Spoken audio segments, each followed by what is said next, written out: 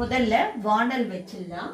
அதுக்கப்புறம் நம்ம தேவையான அளவுக்கு எண்ணெய் எடுத்துக்கலாம். வானல் நல்லா காஞ்ச உடனே கொஞ்சமா ஒரு 2 ஸ்பூன் எண்ணெய் விட்டுட்டு நம்ம கேஸ் கொஞ்சம் ஸ்லோ பண்ணிக்கலாம்.